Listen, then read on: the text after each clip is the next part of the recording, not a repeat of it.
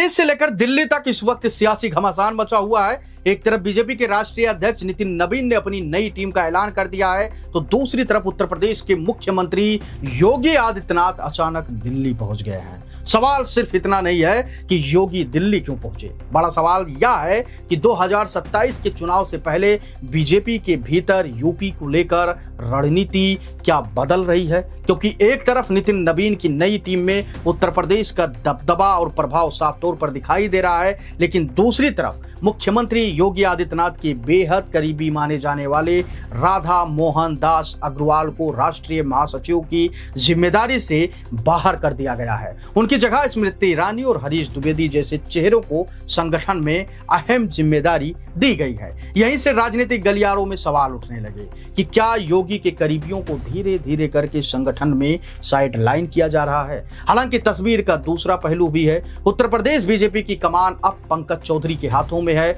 और यूपी के चुनावी प्रबंधन की जिम्मेदारी विनोद तावड़े को दी गई है। नितिन नवीन भी बीजेपी के राष्ट्रीय अध्यक्ष हैं और वो उनको भी मोदी शाह का बेहद करीबी माना जाता है। ऐसे में यूपी के संगठन से लेकर चुनावी रणनीति तक एक ऐसी टीम तैयार होती हुई दिखाई दे रही है जिसकी सीधी नजर 2027 की विधानसभा चुनाव पर है।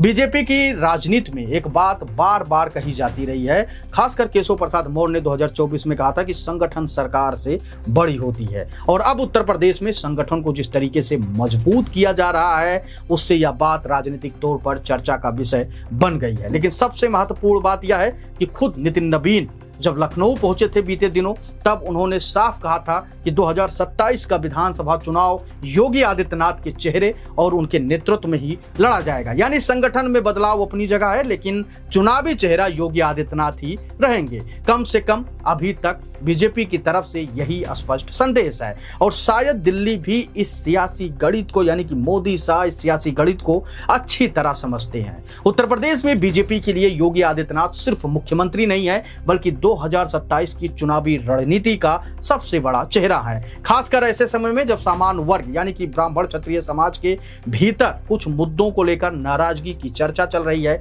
यूजीसी, आरक्षण और संगठन से जुड़े कई मुद्दों को लेकर इन वर्गों में असंतोष की आवाजें उठ रही हैं। आज भी दिल्ली में बड़े प्रदर्शन होने के आसार दिख रहे हैं और बात कही जा रही है। सामान्य वर्ग के लोग इस वक्त सड़कों पर हुंकार भर रहे हैं यूजीसी को लेकर, अपने बच्चों के भविष्य को लेकर। ऐसे में बीजेपी के सामने सबसे बड़ी चुनौती यही है कि दिल्ली की रणनीति और लखनऊ की राजनीतिक जमीन के बीच संतुलन कैसे बनाया जाए, क्योंकि यूपी की राजनीति में जातीय समीकरण को नजरअंदाज करना किसी भी दल के लिए आसान नहीं है। ब्राह्मण, क्षत्रिय और दूसरे सामान्य वर्ग के मतदाताओं का प्रभाव बड़ी संख्या में विधानसभा सीटों पर दिखाई देता है। कहा जाता है ये आंकड़े 150 के पार हैं। यही वजह है कि 2027 से पहले बीजेपी के सामने संगठन के साथ साथ सामाजिक समीकरण साधने की भी चुनौती खड़ी है। और इसी बीच मुख्यमंत्री योगी आदित्यनाथ का दिल्ली दौरा बेहद महत्वपूर्ण हो जाता है। योगी आदित्यनाथ 18 और 19 अगस्त को, यानी कि आज और कल, दिल्ली में रहेंगे। उनकी यात्रा का घोषित उद्देश्य उत्तर प्रदेश में निवेश और विकास को गति देना है।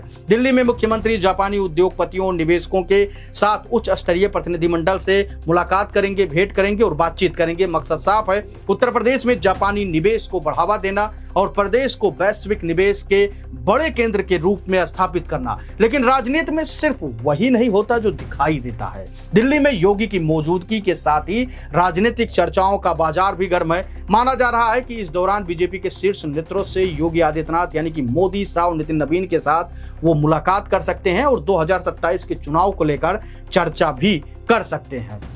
अगर ऐसी कोई बैठक होती है तो उसमें कई बड़े मुद्दे सामने हो सकते हैं। 2027 का चुनावी रणनीति, संगठन और सरकार के बीच तालमेल, जातीय समीकरण, टिकट वितरण और उन वर्गों को दोबारा मजबूती से बीजेपी के साथ जोड़ने की रणनीति जिनके भीतर बीजेपी को लेकर, दिल्ली हाईकमान को लेकर नाराजगी की चर्चा चल रही है। यानी सवाल अब यह नहीं है कि दिल्ली और लखनऊ में से किसकी चलेगी। असल सवाल यह है कि 2027 के लिए बीजेपी दोनों दोनों की रणनीतियों को कैसे एक साथ लेकर चलेगी, क्योंकि बीजेपी के सामने एक तरफ मजबूत संगठन खड़ा करने की चुनौती है तो दूसरी तरफ योगी आदित्यनाथ की लोकप्रियता को चुनावी ताकत में बदलने की चुनौती भी है। और यहां योगी का सबसे बड़ा प्लस पॉइंट उनकी जमीन पर दिखाई देने वाली लोकप्रियता है। उत्तर प्रदेश में आज भी योगी आदित्यनाथ की मजबूत राजनीतिक पकड़ दिखाई देती है। जगह जगह उनके स्वागत कार्यक्रमों में भीड़ और समर्थकों का उत्साह इस बात का संकेत देता है कि मुख्यमंत्री के चेहरे को लेकर बीजेपी के पास एक मजबूत चुनावी पूंजी मौजूद है। यही वजह है कि अगर बीजेपी 2027 में यूपी की सत्ता पर तीसरी बार कब्जा करना चाहती है तो संगठन चाहे जितना बदले, रणनीति चाहे जितनी बदले, लेकिन योगी फैक्टर को नजरअंदाज करना बीजेपी के लिए आसान नहीं होगा और अगर ऐसा किया तो मुश्किलों का सामना करना पड़ सकता है। अब सबसे बड़ा सवाल यही है कि क्या दिल्ली यूपी को अपने संगठनात्मक फार्मूले से चलाएगी या फिर लखनऊ की जमीन योगी आदित्यनाथ की लोकप्रियता और उनकी चुनावी रणनीति को केंद्र में रखकर 2027 का पूरा सियासी चक्र तैयार किया जाएगा, क्योंकि नितिन नवीन की नई टीम का ऐलान और उसी वक्त योगी आदित्यनाथ का दिल्ली पहुंचना महज एक संयोग है या 2027 से पहले किसी बड़ी राजनीतिक रणनीति की शुरुआत। इस पर आने वाले दिनों में तस्वीर और भी साफ होंगी। फिलहाल इतना तय है कि उत्तर प्रदेश 2027 की सबसे बड़ी राजनीतिक प्रयोगशाला बन चुका है और बीजेपी इस बार कोई भी गलती करने के मूड में नहीं है। इस खबर को लेकर आप क्या कुछ सोचते हैं और जिस प्रकार से नितिन नवीन की टीम का ऐलान हुआ और योगी आदित्यनाथ दिल्ली पहुंच गए उसको लेकर आप क्या कुछ सोचते हैं? आप अपनी राय हमें कमेंट सेक्शन में जरूर दीजिएगा। आपकी राय हमारे लिए बेहद महत्वपूर्ण होती है। धन्यवाद।